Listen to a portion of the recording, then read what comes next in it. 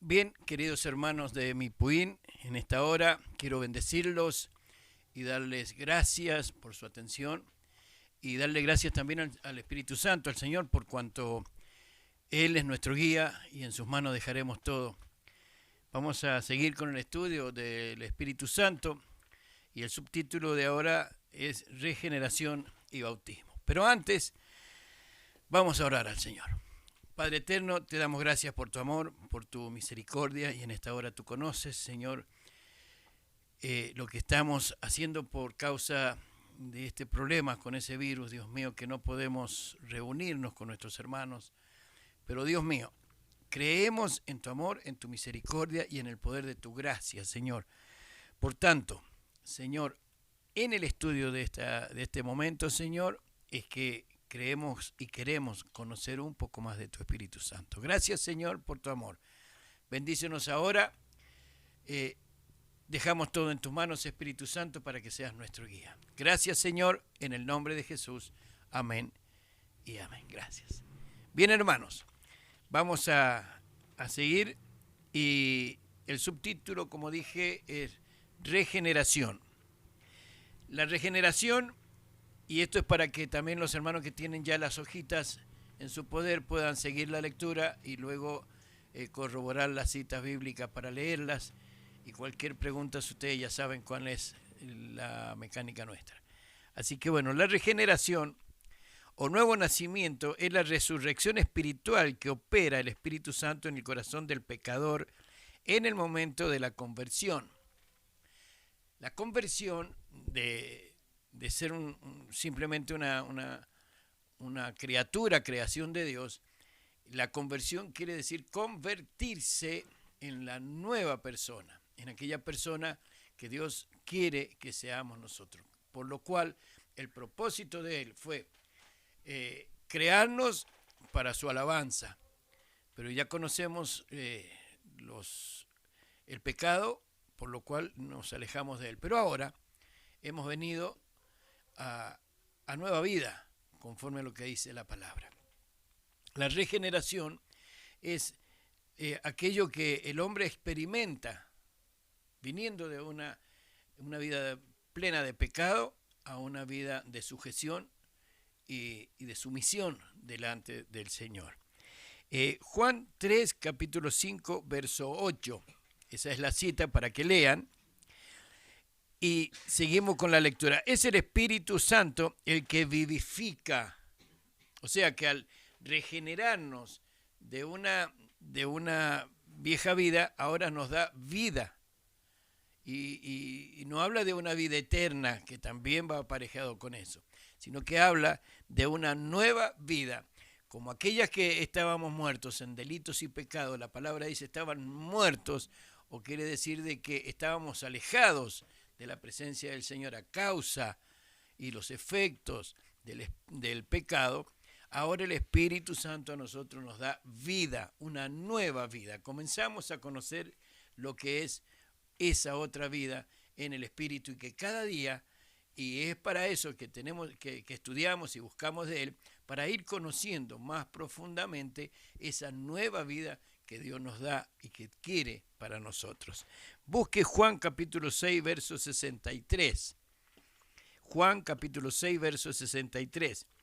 Y que nos trae a una nueva vida. Gálatas 5, 25. Bien, la justificación cambia la situación del hombre ante Dios. ¿Y cómo logramos una justificación delante de Dios? A través del perfecto sacrificio de Jesús en aquella cruz del Calvario. A causa de ese sacrificio, y nosotros al haber aceptado ese sacrificio en nuestro lugar, es que el Señor nos justifica de nuestro pecado delante de Dios obra como nuestro abogado a nuestro favor, obviamente. Señor, le damos gracias por eso. Cambia, dijimos, la situación nuestra delante de Dios y somos declarados justos y no más considerados como pecadores. La palabra dice, el Señor dice en su palabra, de que Él perdonará nuestros pecados, los arrojará hacia atrás al fondo del mar y nunca más se acordará de ellos. En eso tenemos plena seguridad de que Dios ya, a causa de la justificación, por medio de ese sacrificio que hablábamos, Él entonces ya nunca más se acuerda de ese pecado. Y ahora siempre Él, a través de eso, es que Él nos ve sin pecado. Por tanto, nosotros podemos llegar en oración, ya justificados por el Señor.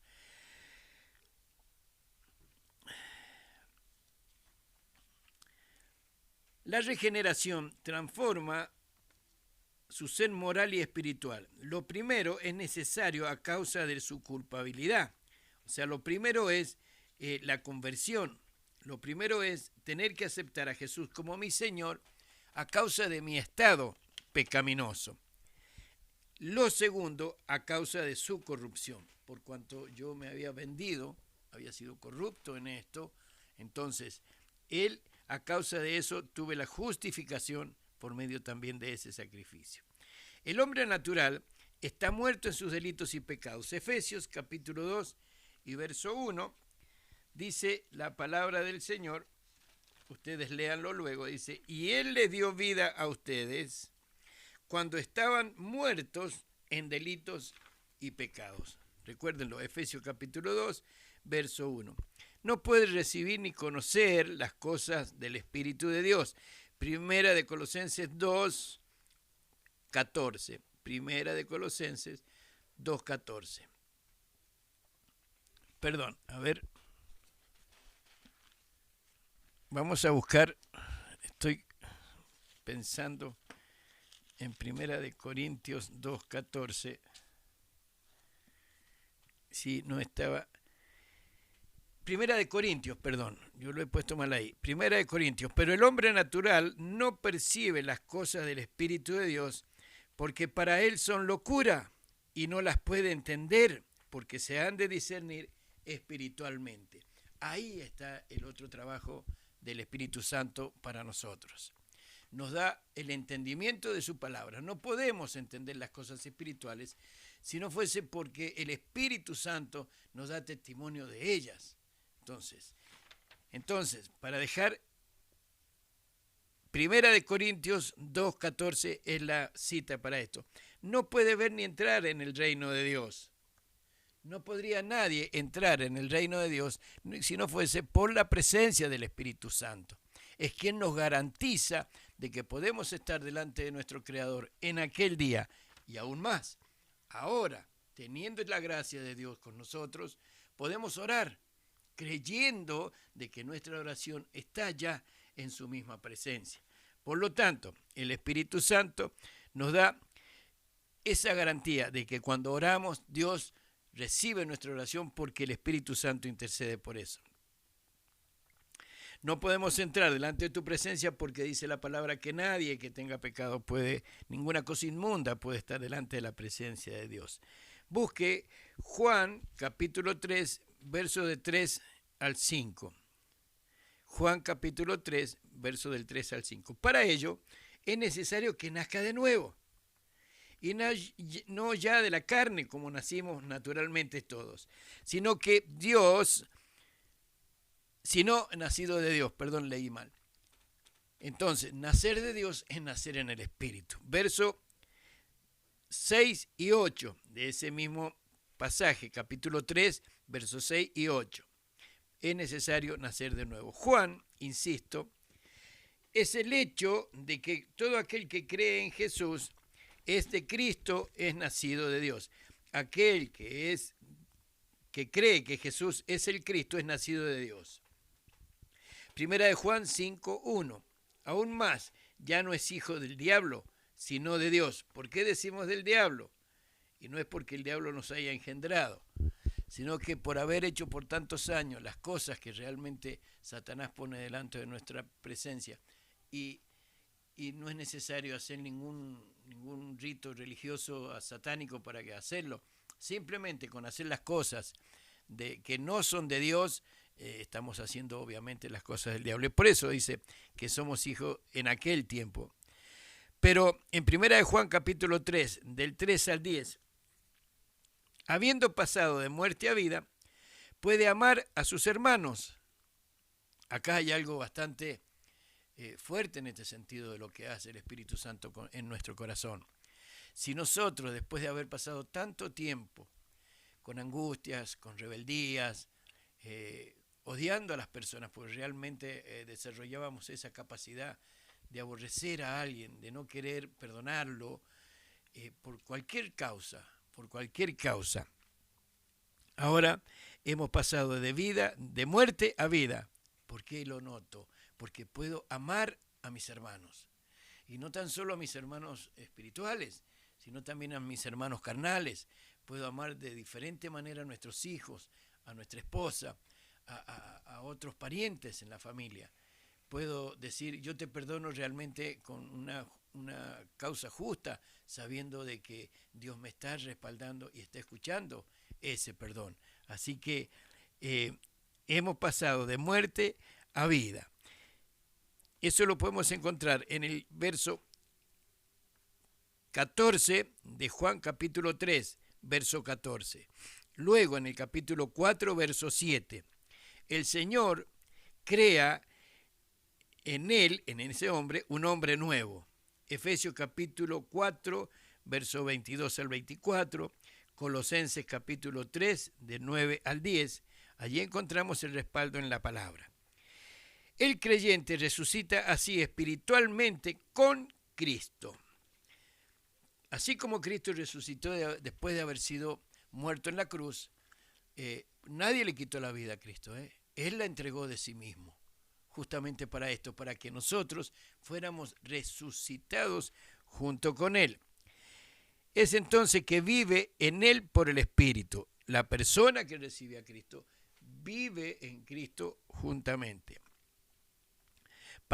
permitiéndolo vivir para su gloria. O sea, que toda nuestra vida, la que llevamos hasta tanto Él venga para nosotros, va a ser para su gloria cuando el día que venga a buscarnos y estemos listos para ir con Él. Romanos capítulo 6, verso 14 al 11, Romanos capítulo 8, verso 9, Gálatas capítulo 5, verso 16 y 22 al 25.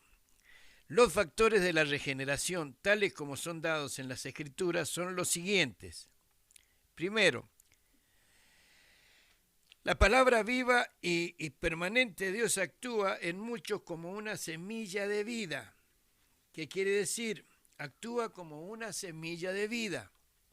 Si nosotros podemos compararlo para tener un mejor entendimiento, aquel sembrador, aquella persona que en su viña o en su tierra quiere cosechar algo, tendrá que sembrar. Y esa semilla es la que él debe poner en la tierra. ¿Para qué? Para que esa semilla muera. Los factores de la regeneración, tales como son dados en las Escrituras, son los siguientes. Primero, la palabra es viva y permanente de Dios, actúa en muchos como una semilla de vida.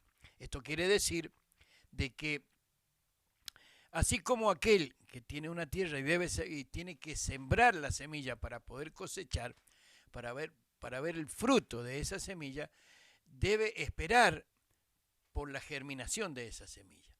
De igual manera, la palabra de Dios en el corazón de muchos debe esperar un tiempo a medida del conocimiento de la misma palabra, es que esa palabra en el corazón de la persona comienza a dar frutos. Y esos frutos deben verse muchas veces en el testimonio de la persona. Es ahí cuando conocemos que esa palabra como semilla en ese corazón está dando los frutos esperados por Dios.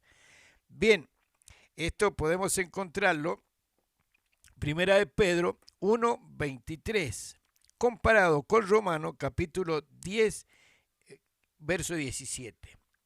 Segundo, la obra milagrosa del Espíritu Santo nos resucita espiritualmente. La cita es Tito, capítulo 3, verso 5, y Juan, capítulo 3, del 5 al 8. Esta obra es instantánea.